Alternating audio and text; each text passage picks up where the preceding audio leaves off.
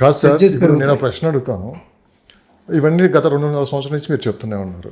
ఇంకొక 2.5 ఇయర్లో మొత్తం చేంజ్ అవ్వబోతుంది అంటున్నారు.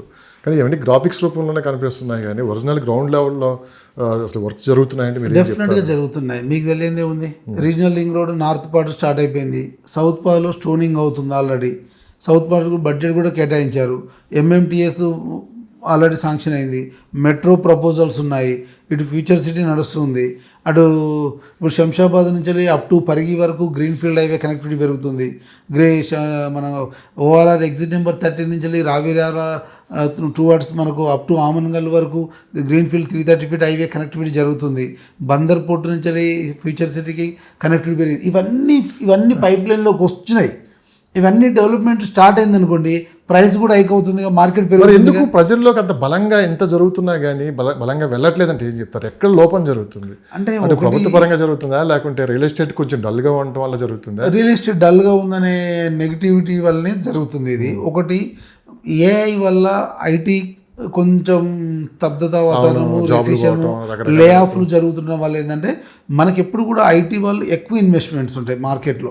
వాళ్ళు ఎక్కువ ఇన్వెస్ట్మెంట్ చేస్తుంటారు కాబట్టి వాళ్ళ ద్వారానే మార్కెట్లో మనీ ఫ్లో ఎక్కువ అవుతుంటుంది. కాబట్టి కొంచెం వాళ్ళు కొద్దిగా స్లో అయ్యారు. ఐటీ పీపుల్ కొద్దిగా స్లో అయ్యారు. ఎందుకంటే వాళ్ళు లే ఆఫ్ ఎప్పుడు జరుగుతుందో, జాబ్ సెక్యూరిటీ లేదు, కొత్త టెక్నాలజీ రావడం వల్ల ఇబ్బంది పడుతున్నారు. సో దానివల్ల కొంచెం మార్కెట్ స్టాగ్నిటీ మార్కెట్ కనపడుతుంది. కానీ కంప్లీట్ మార్కెట్ జీరో అయితే లేదండి. మీరు ఏ సబ్ రిజిస్టర్ ఆఫీస్కు మీరు ఈవెన్ అమావాస్య రోజు, అష్టమి రోజు కూడా వెళ్ళండి, ఎంత బిజీగా ఉంటుందో చూడండి. మరి ఎందుకు ఇంత నెగిటివ్ వస్తుంది? అంటే నెగిటివ్ అంటే ఇదే అండి, ఒకప్పుడు మార్కెట్తో కంపేర్ చేయలేము ఇప్పుడు మార్కెట్ని. ఒకప్పుడు మనకు బడ్జెట్ ఫ్రెండ్లీ ప్రాజెక్టులు దొరికేది. మనకు 10,000 12,000 దొరికితే అవుట్స్కర్ట్లు ఎక్కడ పోయినా లాంటి దొరికేది. ఇవాళ అవుటర్ రింగ్ రోడ్ నుంచి అప్ టు 20 కిలోమీటర్స్ వరకు 25,000-30,000 పెట్టాల్సిన పరిస్థితి మార్కెట్ వచ్చేసింది. సో ఇవాళ మిడిల్ క్లాస్ బడ్జెట్ ఏంటంటే 15,000 ప్రాజెక్టులు ఉంటాయి. అంటే 15,000 పర్ స్క్వేర్ యార్డ్ దొరికే ప్రాజెక్టు దొరికినప్పుడు మిడిల్ క్లాస్ మీద కంఫర్టబుల్గా పెట్టగలుగుతారు. 150 గజాలు కానీ 200 గజాలు కానీ. ఇవాళ ఏమైంది, 25 లక్షల నుంచి 30-35 లక్షలు పెట్టాల్సిన బడ్జెట్ 30-35 నుంచి 50 లక్షలు పెరిగింది.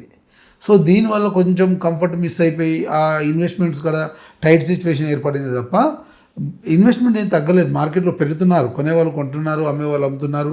మార్కెట్ రన్నింగ్లో ఉంది. కాకపోతే ఏంటంటే ఈ గతంతో కంపేర్ చేస్తే ఇప్పుడు తక్కువ ఉంది. ఓకే, సామాన్యులు ఏం ఆలోచిస్తున్నారు సార్? ఇప్పుడున్న పొజిషన్లో మార్కెట్ కూడా డల్గా ఉంది, కానీ గతంతో చూసుకున్నామంటే రేట్లు అయితే తగ్గట్లేదు, అలా అని చెప్పి రేట్లు పెరగట్లేదు, అట్లా స్టాప్ అయిపోయింది. అంటే ఇది రైట్ టైమేనా మిడిల్ క్లాస్ వాళ్ళకి ఇప్పటికైనా ఇన్వెస్ట్ చేస్తే? 2-3 సంవత్సరాలు ఒకవేళ మార్కెట్ పుంజుకుంది అనుకోండి, అప్పుడు మంచి లాభాలు వచ్చే అవకాశం. నెంబర్ 2 వచ్చేసి, సో ఇప్పుడు మిడిల్ క్లాస్ ఆలోచించే బడ్జెట్ మీకు ఒక ఐడియా ఉంటుంది, వాళ్ళ బడ్జెట్ ఎంత ఉంటుంది. వాళ్ళకి పర్టికులర్గా అంటే ఒక లొకేషను అయితే ఇది బెస్ట్, ఇక్కడికైనా కొనగలిగితే ఆ ప్రైస్కి వస్తుంది, ఇది ఒక 2 ఇయర్స్ తర్వాత 3 ఇయర్స్ తర్వాత మీకు మంచి లాభాలు తెచ్చిపెడుతుంది అని చెప్పే ప్లేసెస్ ఏమున్నాయి? అంటే ఇప్పుడు మనము ప్రతి హైవేలో ఒక 2-3 సెలెక్టెడ్ ప్లేసెస్ చెప్పగలుగుతాం మనం.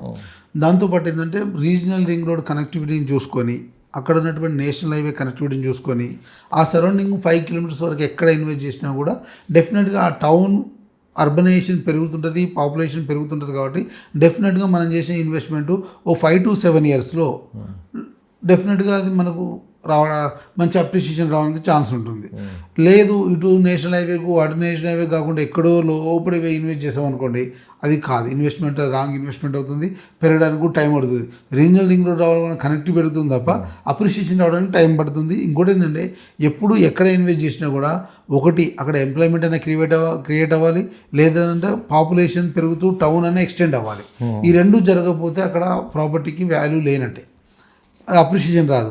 అట్లా మనం షాద్నగర్ టౌన్లో ఒకటి హై బడ్జెట్, ఒకటి లో బడ్జెట్ వేసాం మనం ప్రాజెక్టు. ఈ 2 బడ్జెట్లు మనం కంపేర్ చేసినప్పుడు షాద్నగర్ మున్సిపల్ లిమిట్స్లో వేసింది ఏంటంటే హై ఎండ్ బడ్జెట్. అది మనమే 26,000 పర్ స్క్వేర్ యార్డ్ అమ్ముతున్నాం అక్కడ. దాంట్లో ఇచ్చే డెవలప్మెంట్ కూడా హై ఎండ్ డెవలప్మెంట్స్ ఇస్తున్నాము, with gated community, club house with గార్డెనింగ్తో పాటు ఎవ్రీథింగ్ ప్రొవైడ్ చేస్తున్నాం. ఇది హై ఎండ్ బడ్జెట్. నేను చెప్పినటువంటి శ్రీరంగపూర్లో చూస్తే మనం ఇస్తున్న price 16,000 per square yard, DTC with RERA అప్రూవ్డ్తోని కంప్లీట్ ఫుల్లీ డెవలప్డ్ సెక్యూరిటీతో ఇస్తున్నాం మనం. దీంట్లో మిడిల్ క్లాస్ వాళ్ళు ఇన్వెస్ట్ చేయొచ్చు. ఎందుకంటే ముగిలిగిద్దకు కానీ ఎలికట్టకు కానీ అటు మన కుందుర్గు కానీ మిడిల్లో ఉంటుంది.